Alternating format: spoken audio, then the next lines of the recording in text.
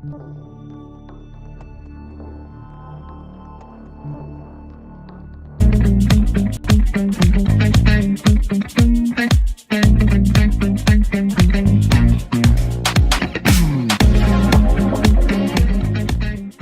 to Books in the Biz, the show where real-world business meets real-world results. Hosted by business strategist Dan Paulson and veteran CFO Richard Beltry, this podcast breaks down the stories, trends, and financial insights shaping today's companies. Dan brings decades of experience helping leaders simplify operations, build strong cultures, and scale with confidence. Rich adds his deep financial expertise from guiding organizations across healthcare, construction, logistics, and professional services.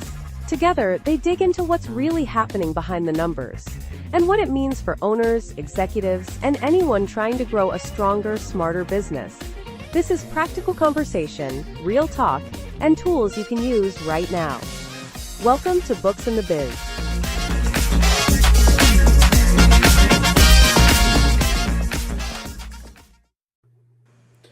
Hello, welcome back to Books in the Biz. Rich, how are you doing? I'm doing all right. Dan, how are you? I am doing wonderfully. Of course, I don't have to deal with taxes, so my life, other than paying taxes, is perfectly fine. However, you are probably doing a little bit of PTSD now that tax season is over for 2025, and now only have to deal with the upcoming deferments that are out there. Yeah. Yeah, we have plenty of those. We have a very large number of deferments. I like deferments better than extensions. We'll see. Yes. Deferments from now. Yeah. I thought you might. But I thought, it seems like each year we kind of do this. We do a debrief after tax season and what you need to look for next year. I think something that's a little bit different this go around is the big, beautiful bill supposedly had a bunch of tax savings for business owners in it, for also employees, no taxes on tips and all that fun stuff. I would be very curious now that you've kind of gone through the first round of stuff. What have you seen that's been different this year versus previous tax season? And maybe, now looking at through a CFO lens, how should companies prepare for 2026 as far as, what changes happened and how those changes are going to really impact the next year? I think that the people who are, working jobs, get W-2s, I didn't see as much of an impact, except for the fact that the state and local tax deduction going from a maximum of 10 to a maximum of 40, helped 80% of the people, because there's still a dollar cap on how much you can make before it goes back and says, well, guess what? You made too much money. You're still under the old $10,000 rule. So had a few people hit that. But that was probably the biggest impact for anyone else, because now your itemized deductions are more in reach. That had a real big impact because I'm in the Northeast. Sure. Our taxes tend to be highest anywhere. I mean, you look at the top taxed states in the country, and you're going to come up with at least New York, Connecticut, and New Jersey. Yes. I think New Jersey's like number one now. So glad to be a Jerseyan. Anyway, so I think those were probably the things that I saw the most on the people who had jobs and get a W-2.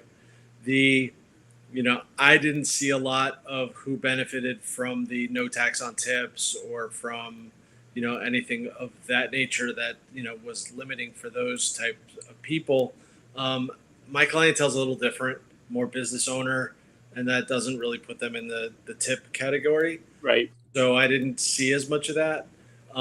When you get into the business owners, the things that I saw the most were, the benefit from the permanency of the 100% bonus depreciation. So if you were not doing any planning and all of a sudden last year you had to buy a big piece of equipment for $100,000 or $200,000, we wrote that off in year one, because it became permanent. It wasn't decreasing like it was in 2024 2024 tax year. Yep. So all of a sudden you looked up and you're like, wait a minute, my taxes went way down from last year. What happened? And if you've done your tax return early, you got estimates based on pre-law. So you made estimated payments that were way high. All of a sudden you're getting a big refund and you're going, where'd that come from?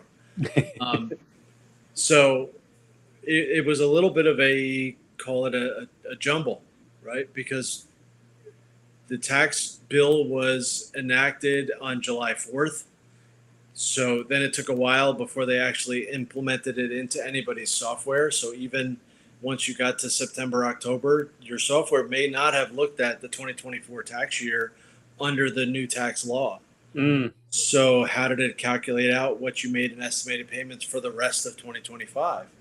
And when you got into 2026 and you're going through the tax season, people are getting more and more surprised that they're getting a good answer. I don't know that it'll be any better next year, because now it just becomes next year will just be like this year. That's it. Sure. So it'll smooth out and you won't, we'll go back to how come I didn't get a bigger refund?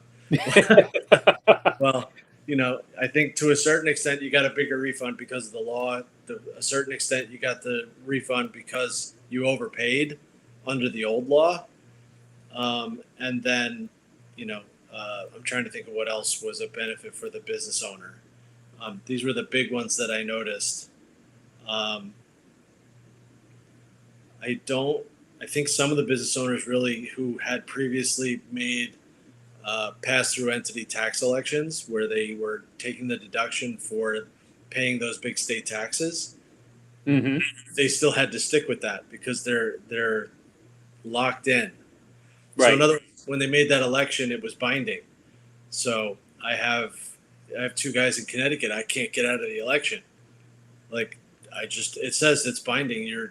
Once you make the election, you're not backing out next year, and I want to back out today. And I can't do it. So those are the types of things I think came across the most. Sure. And then I think, it just took longer. Every return took longer to get done. Every return took longer to make sure that everything got in place. And I think most people expected us to be able to do it in the same fashion we did last year. So, hey, what do you mean? I dropped it off on April 14th. Why isn't it done on the 15th? Surprise, right? I don't know. All 50 of you can't get done by tomorrow. So, it's the way it is. But those are the things I think I really mentally noticed, that this was consistent from client to client. Got it. So here's my curiosity. So as you pointed out, last year was kind of a half year thing. So many people got a larger return because, again, they were on the old laws and the laws changed. And now that led to a bigger refund. As you point out, they will quickly forget about that. And next year will come along. And now you're the bad guy because you can't get them as much money as you got them the previous year. Because, of course, they'll only remember the number that they got back. How can companies, with these new laws, now that you're going to have a full year in 2026, what should they be looking at to maybe prepare better? So maybe they don't get as big of a refund, but they can at least manage that refund or minimize that tax burden going into next year. Well, I think my pitch to everyone is always plan early and don't wait till April. So no, I'm saying that wrong. I'm saying it so it almost sounds like a joke, and I'm not trying to make a joke. Sure. You should be doing exactly what you're asking people to do right now. You should be talking about 2026 now. Yep. What is your thought pattern? You know your business. You know what you're going to be able to accomplish for the rest of 2026, or at least within a range. Okay. If that's the case, what can you do to have taxes help you grow into 2027? Okay. We talked about the bonus depreciation. That means that if you buy $1 million piece of equipment, I think that's still within the limit. If you buy $1 million worth of equipment, you can write it off in year one. So here's the thing. Even if you're financing that equipment, the $1 million comes off year one. Yeah. And that's dollar for dollar, correct? That is not dollar for dollar. It's $1 million deduction. Okay. It's not a credit. It's a deduction.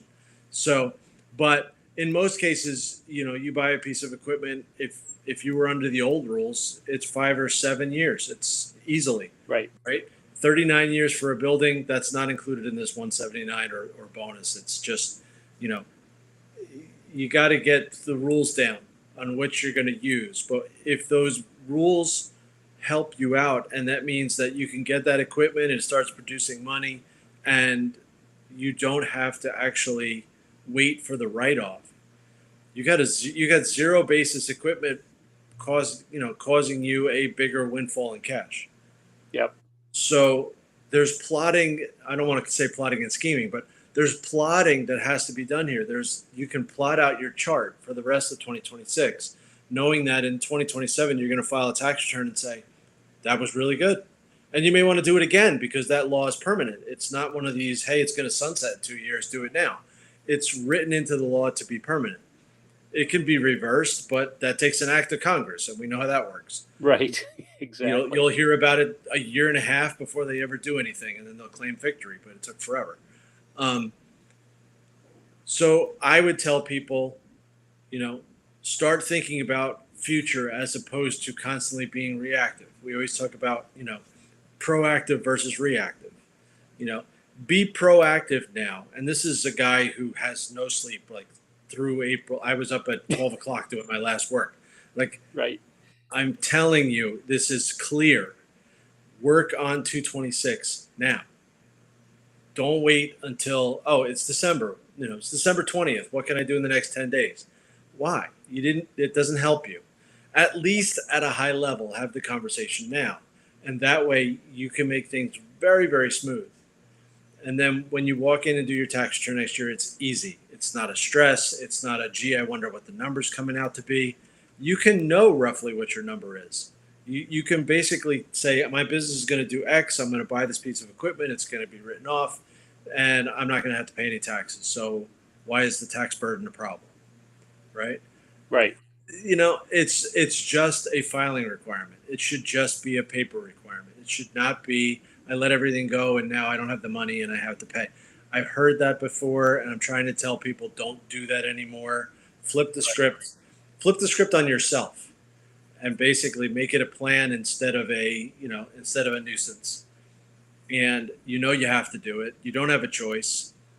So you're going to do it anyway. Do it ahead of time and say, this is out of my hair now. Exactly. Yeah, I think it makes it an easier pill to swallow if you can take it in bite-sized chunks versus wait till the end of the year and all of a sudden you owe tens of thousands of dollars that you hadn't planned on.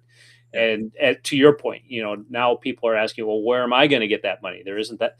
I know you say I made all this money, but there isn't that money in my bank account. Back to, again, there's what's in your checking book, and there's also what's on paper, and those two often don't match. No. I am curious about something though. So you were talking about equipment getting the 100% deduction. I also thought there was something related to buildings where you could write off the full value of that building or that addition with 100% deduction. Is that still out there too? As far as I know, it's still out there, but I haven't seen anyone take advantage of that one. I'm really waiting to see that someone takes advantage of the fact that there is a new category of equipment or a new category of facility that, as long as it's built for technology, manufacturing, I believe those types of things, Yep. It has to be something that there was a schedule to it, I think, but I believe we're still in the schedule. It's just a matter of, my guess is I'm not hearing a lot about it because anybody who is taking advantage of it, those things don't move very fast. Correct. Yep. And so I'm thinking that all of a sudden I'm going to here's all these people that started the conversation in 2025, and now it'll be 2027, and all of a sudden all these buildings are going to pop up, and people are going to say, well, we were able to get the write-off. Why not? Yep. So I don't have a lot of news for you on that one, but I didn't hear anything that I didn't hear anything that it was taken away. Right. Yeah. Well, and as you pointed out, a building typically is a higher investment. There's a lot more complexity to it from financing unless you're going to pay cash for this thing. There's permitting issues, which, depending upon your locality, could be either really, really simple or really, really complex. Yeah. Rich, you're on the East Coast. I'm guessing it's really complex, and it takes a multitude of years to get Oh, yeah. approval to build something, especially if you're in a larger city. Uh-huh. So yeah, it'll be interesting to see if at the end of 26 we start seeing some trickling in of different uh, buildings now getting that 100% deduction. Yeah. I'm very interested. I'm hopeful. I'm very hopeful because I like that one. I Yeah. really did think that was a kick in the right direction for what the overall bill was attempting to accomplish. Mm-hmm. So I'm still hopeful that I'm going to see a lot of people utilize that part of the law. Yeah. So outside of the 100% deductions in those two categories, are there any other major changes from a business perspective that you see that companies should be watching for that either will raise or lower your potential tax burden? Those were the big ones. Though I don't go too far into the changes in the rates or the earned income credit and the child tax credit and all that Sure. stuff. Um, my client base tends to be either before the kids or after the kids. I don't have too many that actually have the kids in the middle. Um, Ah, so I didn't see a lot, but there's clearly planning that can be done. There are clearly things that for the small business, you know, um, you still have the thing. You can go right back to the same old things that were there before. The Augusta rule and the getting all these things placed that allow you to take advantage of you know how you utilize what you already have. mhm. Yep. Having the right entity structure makes sense. Have conversations. If you were hemming and hawing before, keep doing it. I was going to be an S corp. Now I'm an LLC. I don't know if that's the right answer. Keep asking because it could change at any point in time. Yep. And once it becomes relatively consistent, it's time to make the switch. Yep. But it's always those kind of things. But I don't see anything new that hasn't been, that hasn't popped up and said, "Hey, this is the real effect of the big beautiful bill." Um, I don't have anything else that really stood out. Got it. Got it. Yeah, I was kind of curious about that because, of course, yesterday being tax day, at least at the time of this recording, there was a lot of uh, press talk, at least from the presidential side, of all the money that was being saved and all the refunds that were being offered. So I do think they are taking advantage of the fact that people overpaid last year based off the old tax laws, and then with the change mid-year, it definitely boosted the look, we'll say. Now the question is, will that process continue as we move into a full year where it's going to be under the new tax laws versus the old ones, and will it really improve all that much? I did see a few people take advantage of the Trump account, believe it or not. Oh, really? So because they're not out yet, but you could register for it through your tax return. So I did have a few people sign up for Trump accounts. So um, I was happy about that. Good for you. Yeah. No, I don't think I qualify anywhere, so I can't get one. Nope. I'm in your boat. I'm out of that picture. Yeah, and for me, I'm about 55 years past it, and my kids are even past it, so that's okay. Exactly, exactly. Well, I think you covered a lot here in a relatively short period of time. I don't think we need to dwell on it much further. The key issue here is, again, from a business standpoint, think early, think often. Don't wait till the last minute. This is the broken record. I think this is now our fourth tax season doing this, and we Yeah, seem to say the same thing here, but yeah, probably more so now than ever. You need to be prepared for this stuff, and that's where not looking at it from a tax perspective, but really kind of back to what you do, the CFO side of things. mhm, Being strategic, being forward looking is going to be a lot more critical to making sure that you keep as much money in your pocket as you can, So legally, minimizing your tax burden as much as possible, correct? Yeah. Yeah. That's right. And I think that goes back to the 20 questions. So we've kind of harped on this the last couple of weeks. We do this 20 questions thing. We take about an hour of your time, and we can kind of break down maybe some issues or concerns that you need to look at, also some opportunities. And I would encourage people to contact us to sign up for that. It's relatively low cost and can provide a lot of value. Rich, how do they contact you if that is something that they might be interested in? Best way to reach me is by email at rich@xcxo.net. Great. And you can contact me in a much similar fashion at dan@xcxo.net. Rich, great information. It sounds like we're going to be talking about HR next week. We've got a guest coming on, and that should be fun. We should learn a lot of new stuff on the HR front. We don't have to talk a lot. We just get to ask a bunch of questions. Even Absolutely. better. I like that. I like that. There you go. All right. Have a great week. We'll talk to you next week. All right. You too. Take care.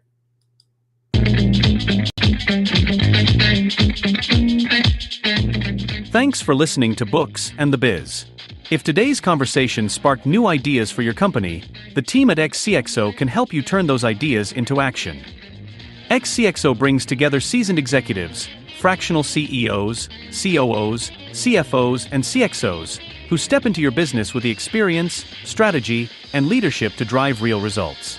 Whether you're trying to scale, strengthen operations, improve profitability, or prepare for transition, our experts help you move faster and lead with confidence. To learn more or start a conversation, visit xcxo.net. That's xcxo.net, your shortcut to stronger leadership and a better run business. Thanks again for joining us. We'll see you next time on Books and the Biz.